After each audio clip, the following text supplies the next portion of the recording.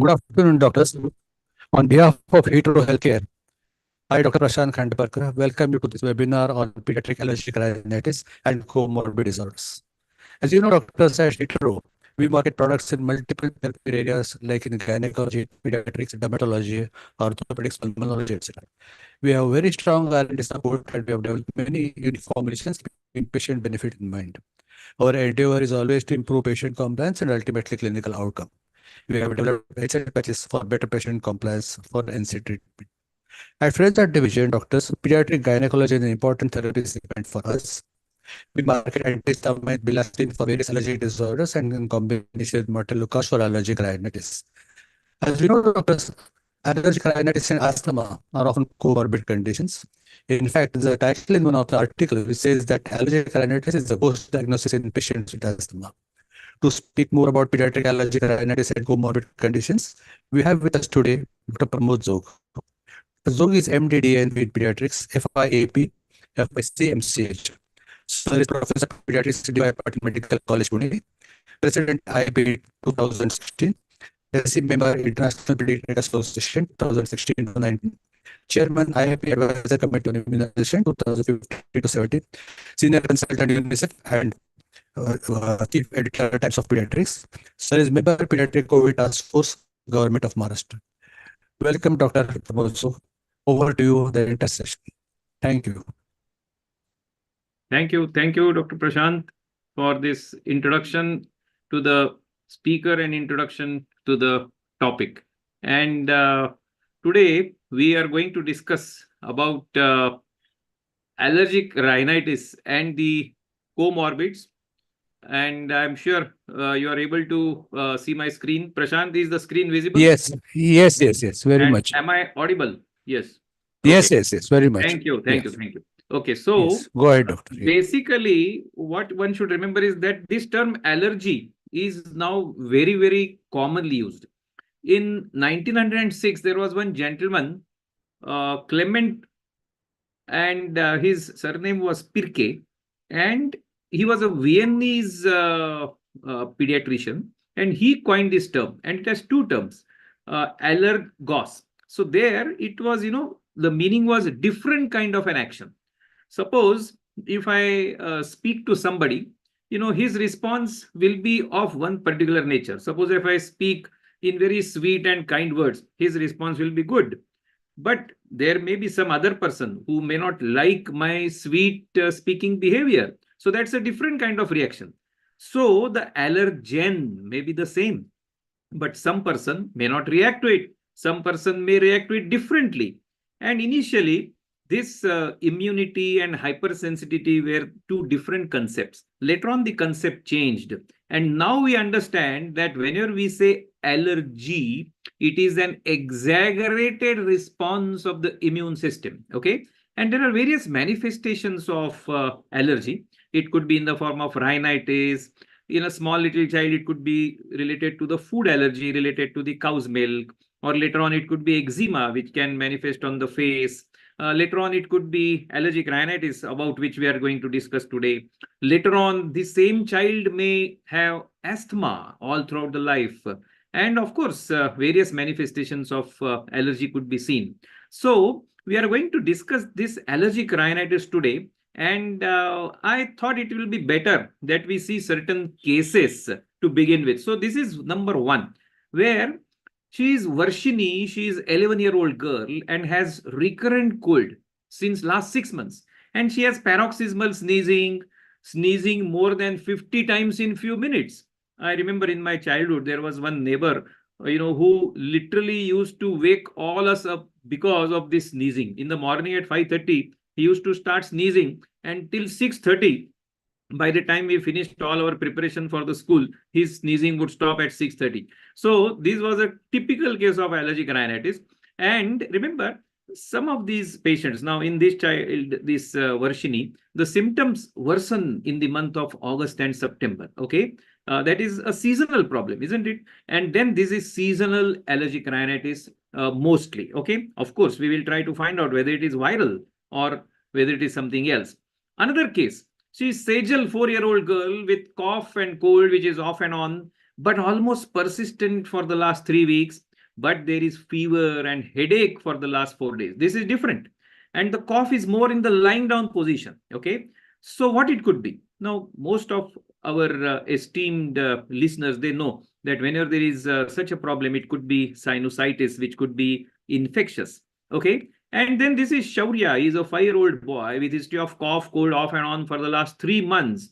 And he has fever and earache for 2 months back and then subsided with a course of antibiotics. So he had some ear problem.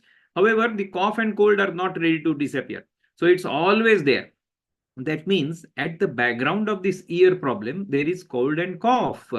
There is no breathlessness. Okay. So we want to find out whether allergy is at the back of this ear problem. Okay. And then he's Salil, 3-year-old. He has severe cough, cold, sneezing for the last 15 days, and it is recurrent for the last 4 months. The practitioner has given a course of antibiotics, nebulization, and cough syrups for 5 days, but there is no response. There is no fever, but the cough and the cold persist. There are no chest signs, and now he has been on this inhaler for the last 5 days, and the patient has come for a second opinion. Obviously, you can see that his problem is going on for a long time, and this could very well be an indicator of asthma.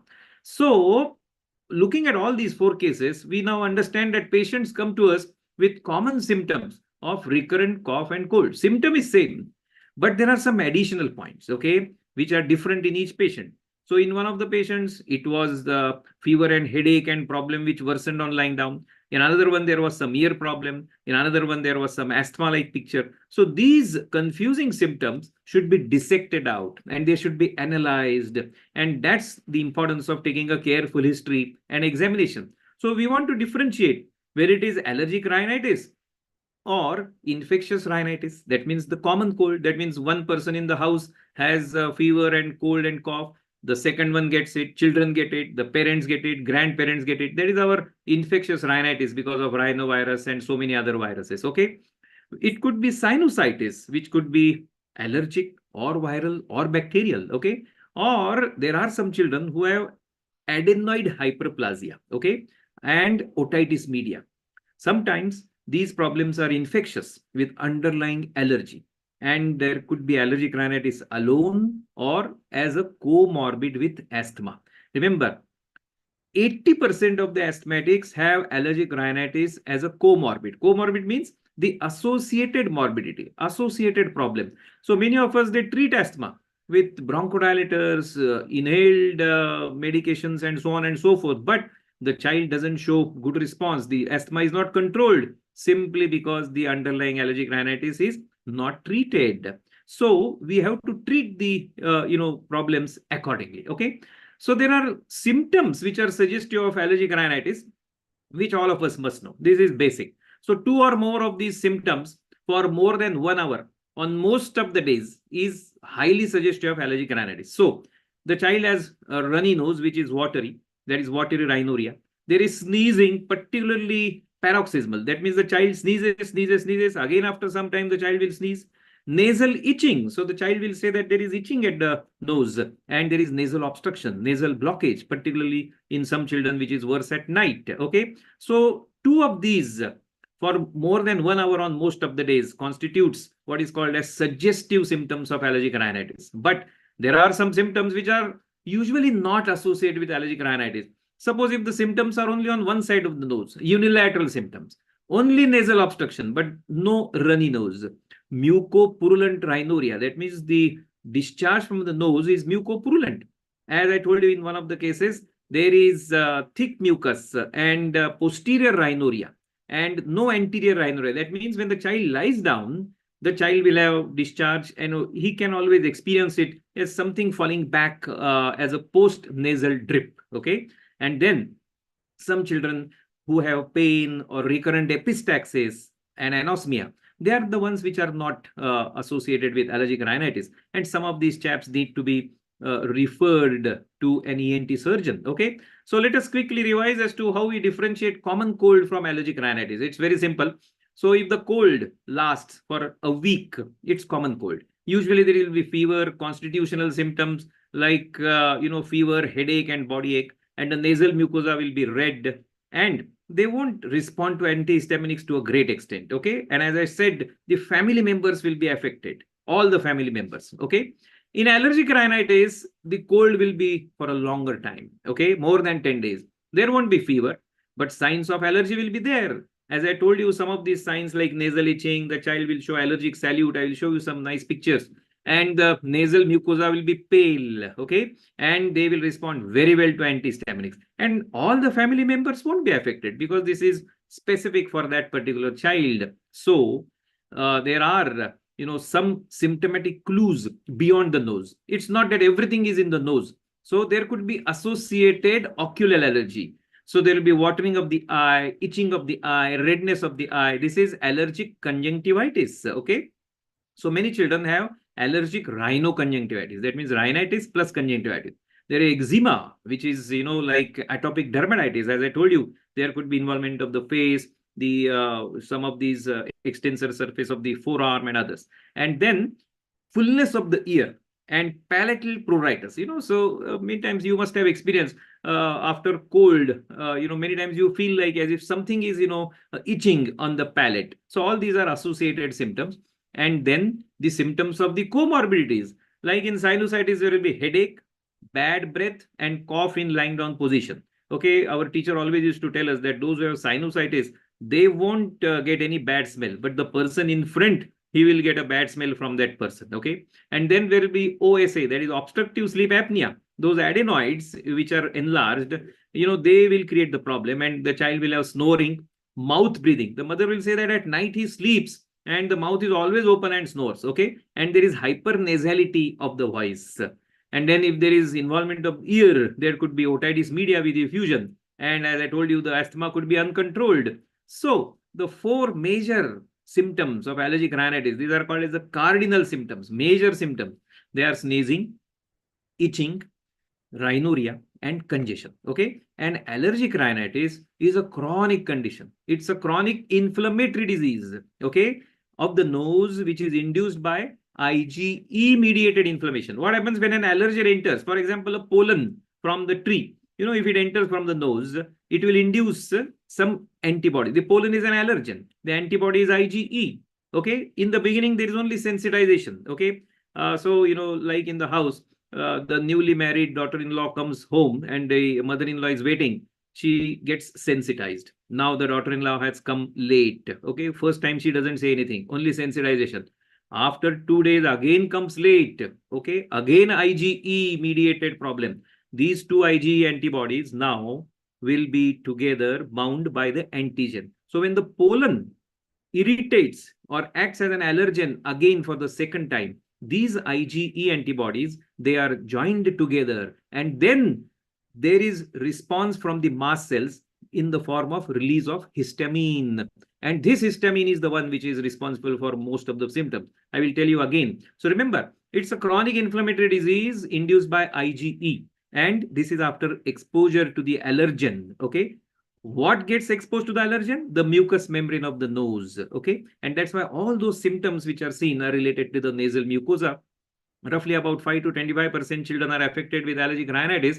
And this is what I was trying to tell you, that the mediators of this inflammation are the ones which are responsible. So what happens is, in the beginning, there is release of histamine, but the mediators and the cytokines which are released during the early phase of an immune response, which I described, they trigger a further inflammatory response over the next 4 to 8 hours. And this is called as late phase inflammatory response. And that results in recurrent symptoms. Okay. Usually the nasal congestion, which often persists. So even after sneezing and running nose over, the child will always feel that there is something, persisting in the nose. There is some sensation and all. That's what I'm trying to tell you. Now, this is the natural history of allergic diseases in children. What you can see is different colors in the graph.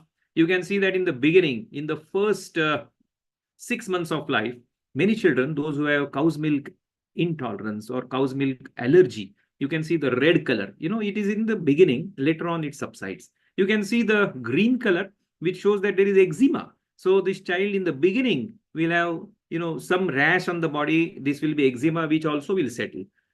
After that, in the preschool years, from 6 months, 1 year, 2 years, 3 years, there is preschool wheezing asthma, which continues maybe throughout the life. And the violet color, in the beginning, for the first 2-3 years, nothing happens, but later on, the problem starts. So these are the relative prevalences of symptoms according to the age.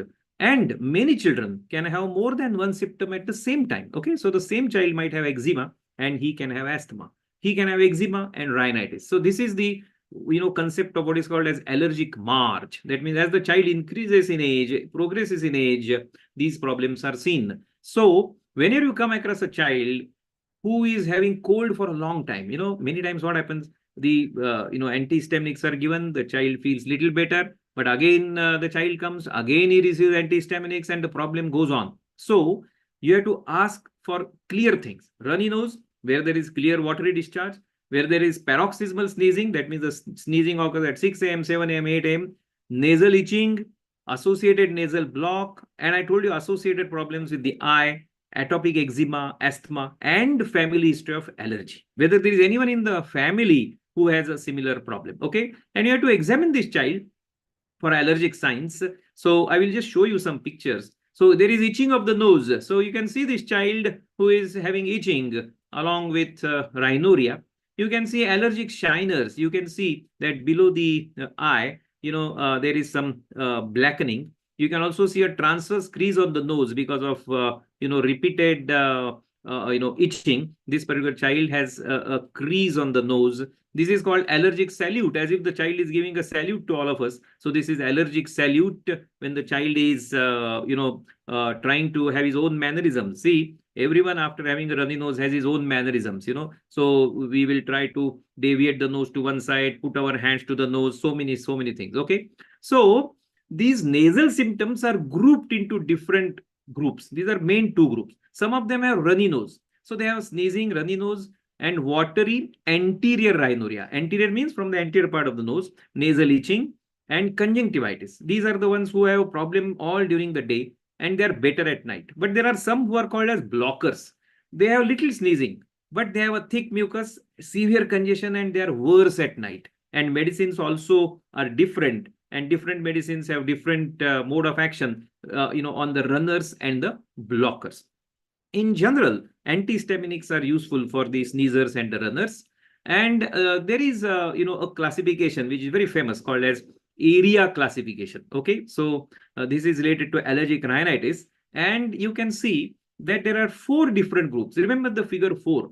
So if a child has a problem only less than 4 days a week, and it's only for 4 weeks in a year, then it's an intermittent problem. Okay, so he will have some problem in, say, January, again in July, and so on. So it's not very often, and the sleep is undisturbed. If the activities are not affected, this is mild.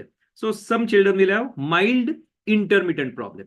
There could be some who have a disturbed sleep. The activities are affected. They are the ones who have either moderate or severe problems. So it could be moderate or severe intermittent also. But there are some where the problem is persistent. It's more than 4 days in a week, almost more than 4 weeks in a year. So these are persistent,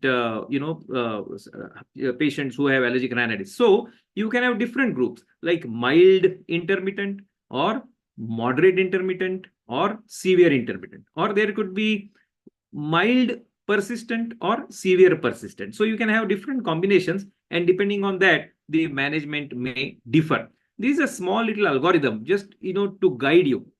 It's not at all difficult. So whenever you get a child with watery anterior rhinorrhea and sneezing, the mother says the child has runny nose and he is sneezing. Yes, it is there. Then you please think that it could be allergic. So you ask for nasal obstruction. Yes, mother says there is obstruction, and mother says that the symptoms occur at the same time every year. More the chance that the child is allergic. Then the mother says bilateral eye symptoms are also there. There is runny nose along with pruritus of the eye, tearing and redness. Then most likely it is allergic.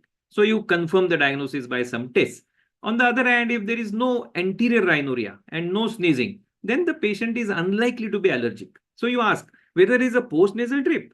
So mother says yes, at night when the child goes to bed, then at that time he starts having problem. So you suspect rhinosinusitis. And then if at all mother says that there is a purulent discharge and facial pain, it further confirms the diagnosis of chronic rhinosinusitis. So rhinosinusitis should be referred to ENT colleagues, and then they would examine by the further imaging techniques. Okay, and these are certain things which are done for allergic rhinitis as investigations, like a skin prick test and in vitro blood test. Now, allergy blood test may be referred to as immunoassay tests, and there are different tests, and these can be performed irrespective of the age or the skin condition or the medication, and they are very safe as the person is not exposed to any allergens during the testing procedure. We are not going to go in the details of the test, but you should know that there are tests which are available, and there are differences of opinion about utility of these tests, and the most important thing is a history. So if the mother says that there is a trigger, okay, environmental trigger, for example, the child in the months of winter stands on the, say, in the first floor of the building, and there is a yellow flowering tree, and the child starts sneezing. Obviously, there is no need of any skin test, isn't it? So there are pollens which produce allergy from the tree or from the grass, okay, or from the weeds. These are outdoor allergens. There are some indoor allergens where there is a house dust mite. See, when you go to bed and in the months of winter, you take out all the old blankets and the chaddars and all other things, and there are those dust mites which are, seen inside these blankets. Okay, visibly they are not seen, but they are the ones which are the most common, which produce the problems. And that's why the mother says as soon as he goes to bed, these are the nighttime enemies which create a problem.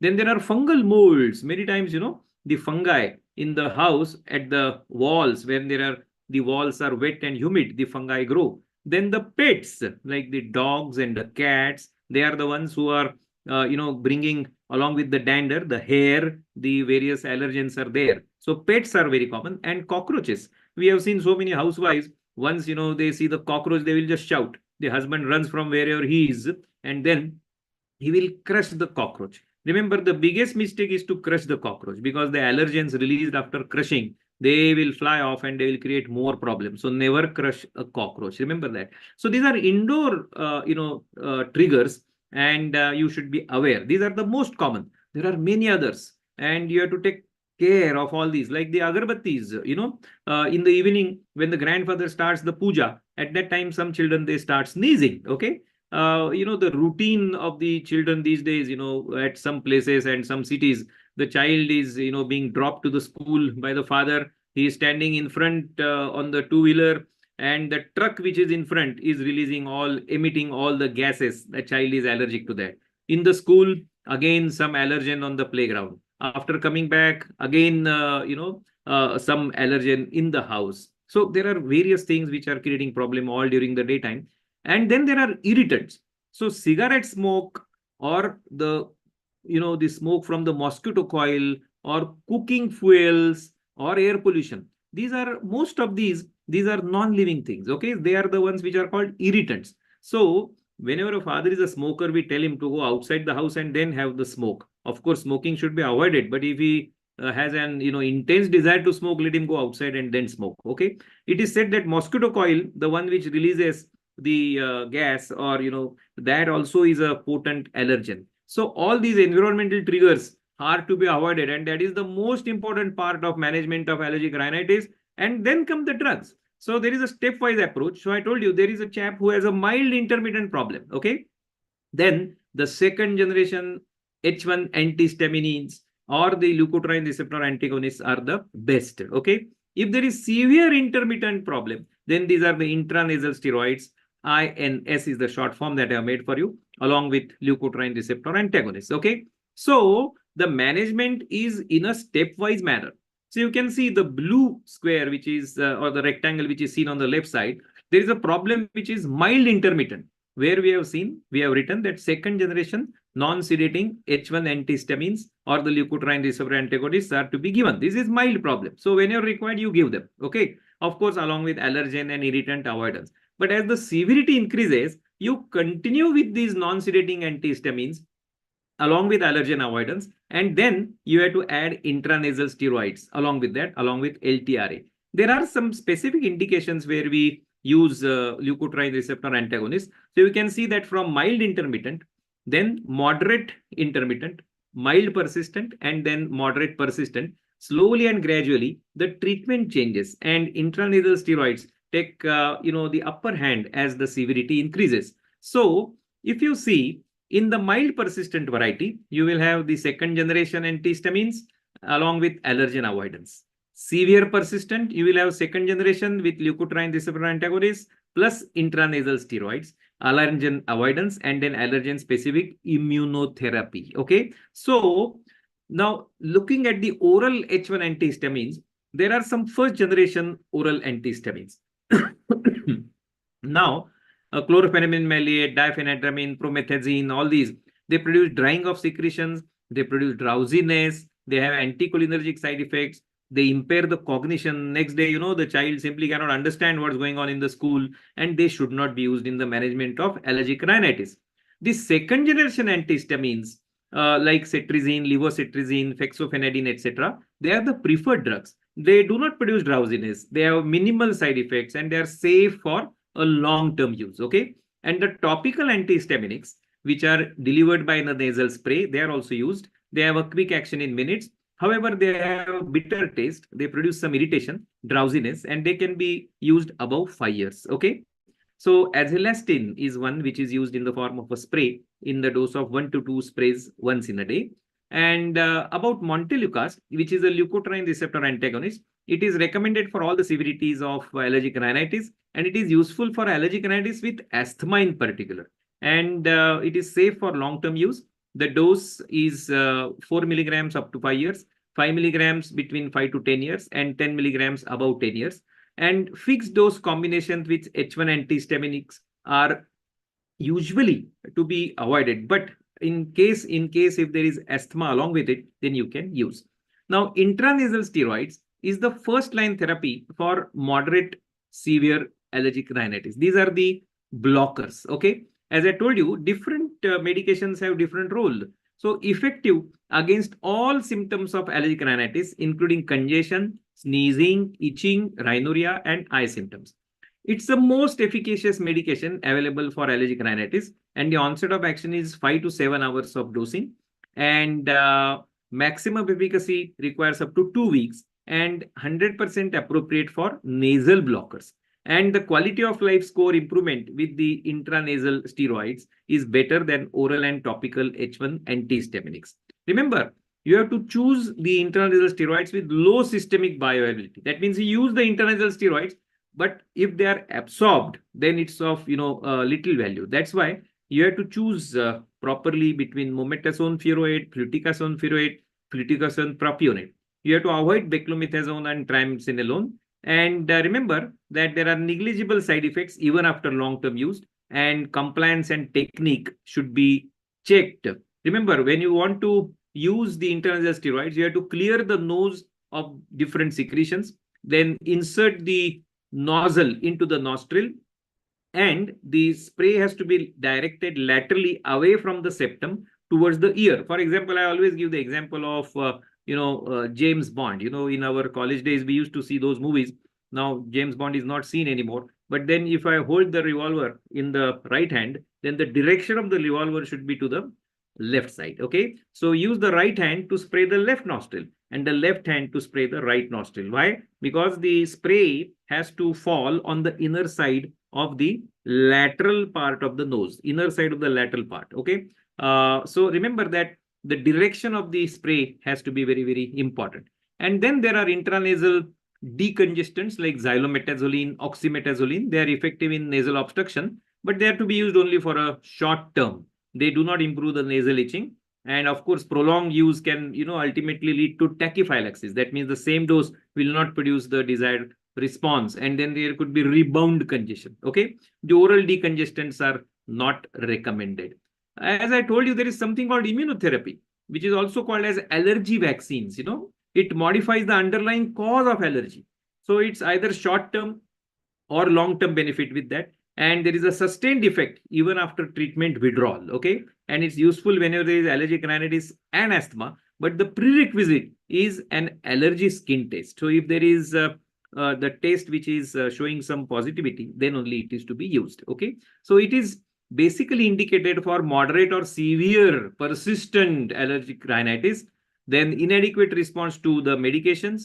If the compliance is not good, the patients are not taking the medication at all, and there is inadequate response to the environmental control. And there are specific 2 or 3 allergens for which it is indicated. Okay. There is a subcutaneous immunotherapy and a sublingual immunotherapy. Okay. Now, as I was trying to tell in the beginning, that allergic rhinitis and there is an impact on asthma. Now, today is the World Asthma Day, so you must know a bit about it. So 30% of patients who have allergic rhinitis, they have associated asthma, but 80% of the asthmatics have allergic rhinitis. And allergic rhinitis is a risk factor for asthma. Okay. So why this is so? Because there is a concept called as one airway, one disease, meaning thereby the airway is one from the nose to the lungs, but the allergens, they elicit the same kind of response. Okay. So they share common allergens. And that's why proper treatment of allergic rhinitis. So if you treat allergic rhinitis in the beginning, then asthma control is easier. And the pulmonary function tests, they also improve. So this is very, very important. Okay. I will tell you a bit about allergic sinusitis. I already told you that rhinitis and sinusitis many times exist together. So sinusitis is a comorbid along with rhinitis, and the correct term should be rhinosinusitis. I told you that there is nasal blockage, nasal discharge, which is anterior as well as posterior, because it is allergic rhinitis and as well as sinusitis, along with the halitosis, bad breath, and loss of smell. Okay. The fellow doesn't smell, but the person in front gets a very bad smell. And then there is facial pain, headache, pain in the ear, and so on and so forth. And X-ray of the sinuses is not very specific, and CT of the sinuses gives some details, but does not guide about the etiology, and the CT also is expensive. And the treatment is same as allergic rhinitis, and the bacterial complications, of course, should be watched for and treated for 14 days. Remember, sinusitis doesn't, warrant treatment of only 5 days, but for 14 days. Okay. And then bacterial sinusitis, as I told you, it persists, particularly when the thick mucopurulent post-nasal drip persists for more than 10 to 14 days. The mother is coming to you today, after 5 days, after 7 days, you are only giving oral antihistamines and doing nothing. That's not right. So along with fever, headache, and facial pain, you better treat them properly for 10 to 14 days. And remember underlying allergy. I always say that ear, nose, throat. What are the initial alphabets? E, N, T. That is the entrance. The first 3 alphabets are also ENT of the word entrance. What does it mean? The entrance to the respiratory system always has to be evaluated together. So even if there is runny nose, you cannot simply concentrate on the nose. Concentrate on the ear, concentrate on the throat, concentrate at the back of the nose, on the adenoids, and so on and so forth. That is the basic concept. So after today's talk, just remember the word thorough ENT evaluation for finding out comorbids along with allergic rhinitis. Okay. And some conditions where you need to refer to the ENT colleagues when there is a severe deviated nasal septum, or refractory sinusitis doesn't respond at all along with adenoid enlargement, or there is obstructive sleep apnea. Okay. And there are nasal polyps which are not responding to the intranasal steroids. You better refer them to the ENT colleague. So my dear friends, when to suspect allergic rhinitis? So after today's talk, when will you suspect allergic rhinitis? Not in a child who has cold for 2-3 days, but recurrent cold without fever. Okay. With fever means it is infectious. Cold which is lasting for more than 10 days. Child requiring cold medicines continuously. The child has mouth breathing. The child has frequent sore throats. The child is not sleeping well. The cough is more than 2 weeks without responding to bronchodilators.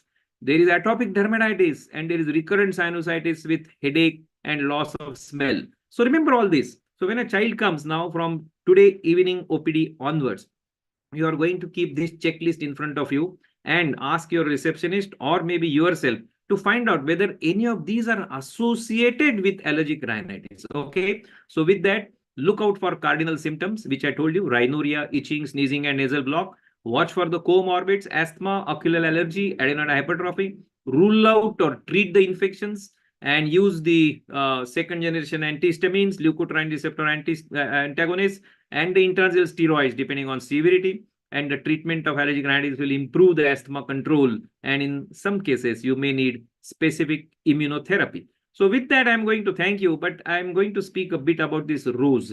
What is the significance of this rose at the background? This has a very interesting connection with, my college days, when one of my friends, he was in love with a girl.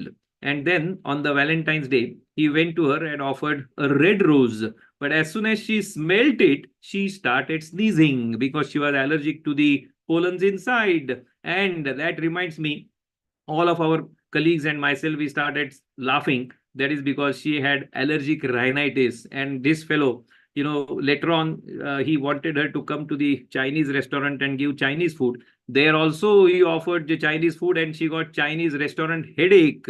And then for many, months, he was trying to find out as to how to please her. But then I really don't know what happened later on. But somehow they are happily married, and now she is sneezing, getting headache with Chinese food, but doesn't matter. They are living happily all throughout. Anyway, thank you, my dear friends. With that, I stop sharing my presentation. And if there are any questions, I welcome them. I have tried, rather to keep the presentation simple for our colleagues so that you should not deviate from the basics, because these are basics. And then there are many other things related to investigations, immunotherapy, and so on. But then that comes in the arena of super specialists, and our colleagues are, not going to handle that. But then remember the basics, remember when to refer, when to suspect, and I hope they should be useful for you. Thank you.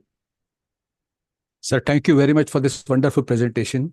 The examples that you gave were very lively and it really gave, added flavor to the presentation. Lovely, sir. Thank you once again.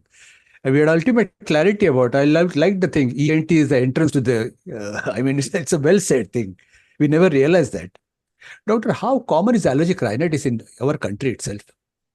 I will tell you, in the general pediatric OPD, it is seen in children. Yeah, around, as I told you, 5 to 25% of these cases. Okay. Oh. Oh. So they are allergic rhinitis. I will tell you, it is underdiagnosed. Okay. People, Acha. people diagnose common cold very often. They say, Correct, this correct. is common cold, this is rhinovirus, this is influenza. Okay.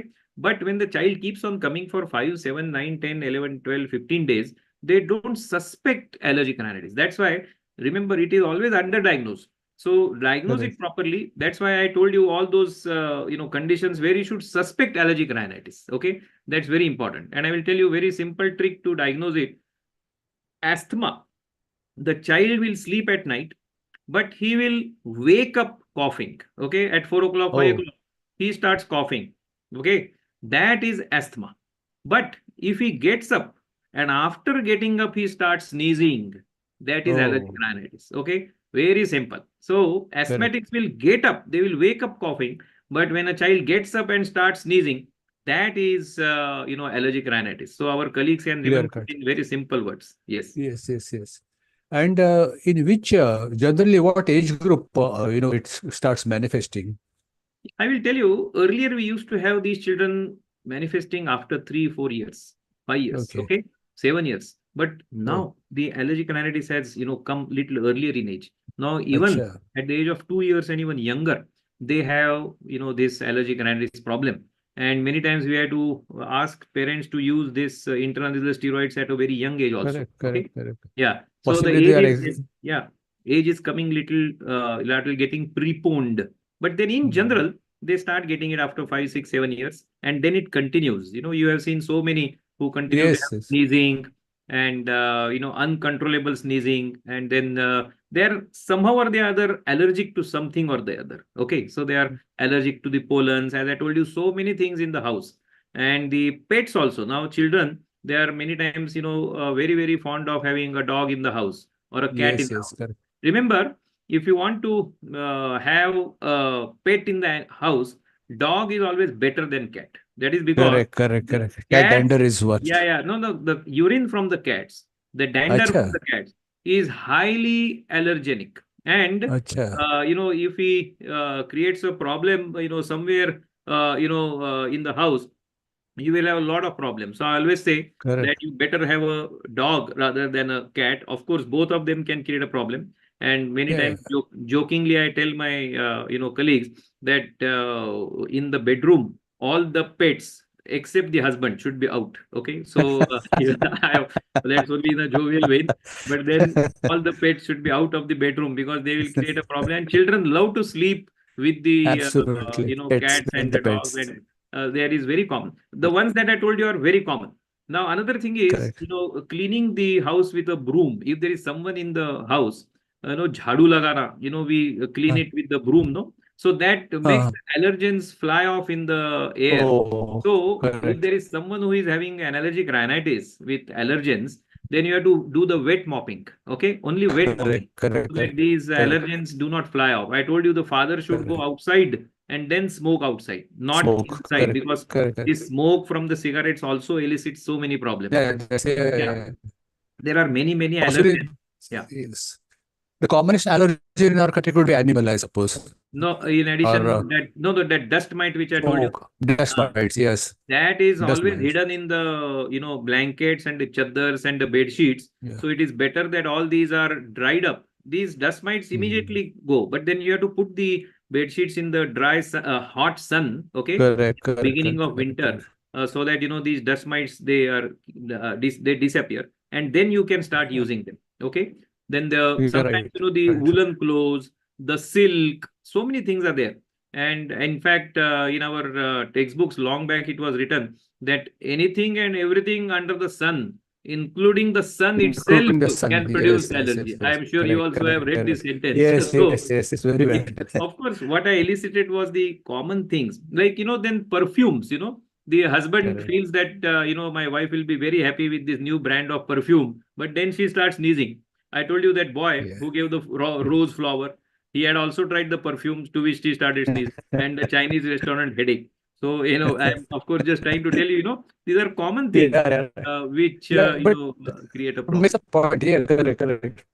And sir, if there is someone that got a seasonal allergic rhinitis, does prophylactic treatment help in the sense how early it has to be started in the season? Suppose someone knows that Actually, particular yeah, season. if someone knows that now the seasonal problem is going to begin, then at least, yeah, 3 weeks before the season 3 weeks begins, before. he can And how start, for how long? yeah, he can, because as I told you, treatment of allergic rhinitis in time will prevent progression to Mhm. asthma. Okay. Absolutely. This is particularly true for asthmatics.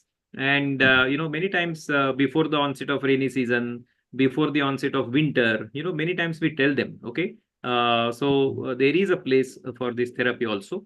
However, they should do it in consultation with the Obviously. Yeah, yeah, proper yeah, yeah, experts. Yeah. yeah. And how long generally would you take it in the winter season?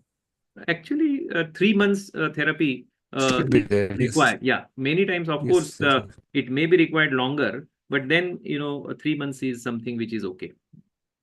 And just asking about this antihistamine and Montelukast, specifically Bilastine and Montelukast, where this type of drugs find place? Now, I will tell you, there are many controversies about these molecules like antihistaminics Yeah, and Montelukast. I understand that, Montelukast. and each one has its own place. And I will tell Absolutely. you, see, Montelukast starts little, acting little late. Okay, so Uh, when you give a combination of levocetirizine and Montelukast, what happens is uh, in the beginning, levocetirizine starts working, so it will take care of yeah. those basic symptoms of allergic rhinitis. Okay, Uh, Montelukast, takes little time. So after 2 or 3 weeks, it starts working. Okay. However, by that time, this levocetirizine has finished its works, and then this Montelukast takes over. Okay. So it is little, what you may say, little lazy. But then the point is that, there are experts who feel that these two could be given separately, and like you can give some antihistaminic to begin with, and then put on to Montelukast. There are different viewpoints, and different antihistaminics are combined with Montelukast also. However, as I said, Montelukast definitely has a role, particularly when it is associated with asthma and when there is, Asthma. severe kind of allergic rhinitis. Okay, so there you can, and individual responses are always different. So if you ask the practitioners, they will have their own experience. If you look into the Individual standard, experience. Yes. standard some guidelines, or some people who are exclusively working in the field of allergology and all, they will have their own different views. Okay, but personally, I feel that the individual, opinions, experiences backed by Experiences. science, finally our colleagues should, follow that. Okay, I Yeah. think that should be better. There are some views Abs- about the side effects of Montelukast and others. So it all, depends on individual. As I said, it's an individual exaggerated immune response. Okay, And over so many years now, we have realized that for an individual, nothing like that for this individual this will be useful, for this it will be No, so no, no, it no. is Individual it, responses are yeah, different. Yes. that's you. So that is something one should remember. Of course, everyone must Yes. follow the scientific guidelines, no doubt about it.